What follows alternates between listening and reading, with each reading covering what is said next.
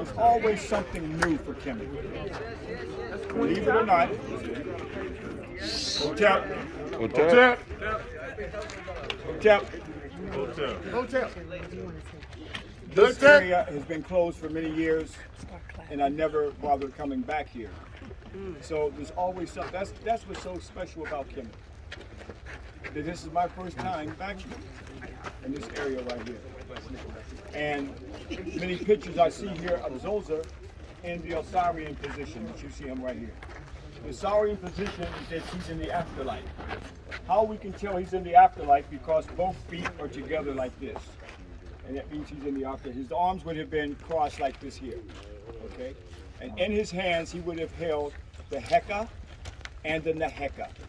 That's the crooks and the flail over his body. You're going to see that clearly when you get into the Cairo Museum tomorrow and see the beautiful gold, solid gold, 3,000 pounds of solid gold of King Tutankhamun, if they have not taken it to the new museum. Have they? They have taken some. Still have it. And hopefully you can see it.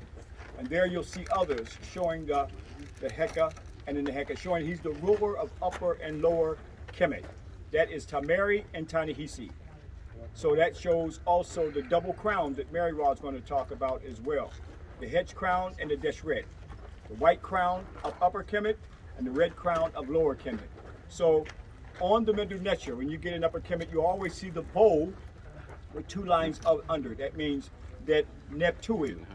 That means the Nesu is also the Lord of the two lands. And we need to stop saying Pharaoh, because Pharaoh is not a king. Pharaoh only means Pa'ah, means great house. It's Nesu who's the king. Over here you can see what these structures in terms of the early temple may have looked like. Also we can see the evolution in building. When you get into Upper Egypt, you're going to see the massive hypostyle hall. Just like you walk down the hypostyle hall of, when we walked through the hall there, the nave, and you saw the pillars there, but wait till you get to Ipidasut, you're going to see the 79 feet tall columns. But here they were experimenting at this particular period and building these columns. Each one of these temples represents Upper and Lower Egypt as well. So again, it was always Tameri and Tanihisi, showing the unity of the land that was always shown here. But we can only imagine the spiritual ceremony in this area called the Hepsed.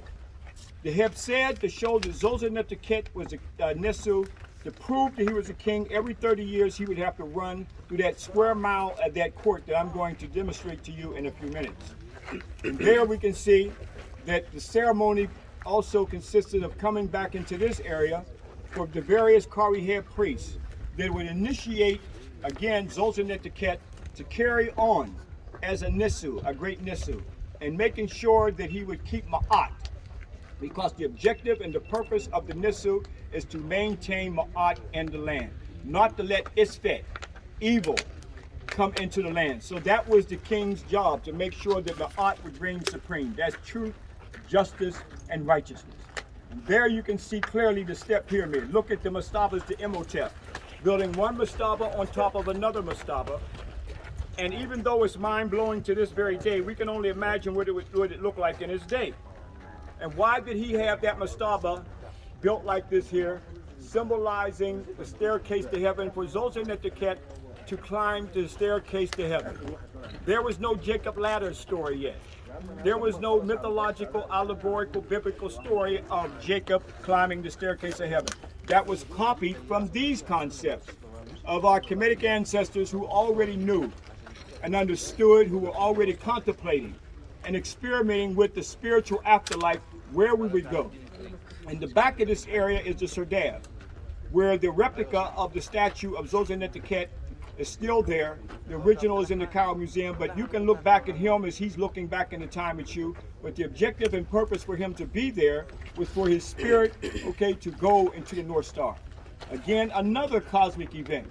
So again, this is very impressive, but most important about this area is the earliest ideas that they're starting to develop temple structures and building columns as we see here.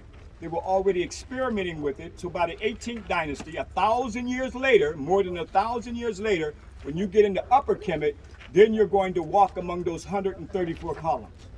Next to the pyramids, that's the most impressive site in Kemet, not speaking of Abu Simbel as well. So again, we can see the evolution of time here, evolution of time, of how they step from one area and one area and one area as they finally develop this. So let's go on the other side because, you know, I have to show you, okay, as you will see, as I will, you know, stay in shape to make this run every year, as I have said, okay, to show that I'm able and continue to do this just like Djoser who equally had to run through the Hepsed. So if you were able to go inside of his pyramid, you would see a statue of him running during his Hepsed of his 30 years. And I'm going to demonstrate that. So we can go over here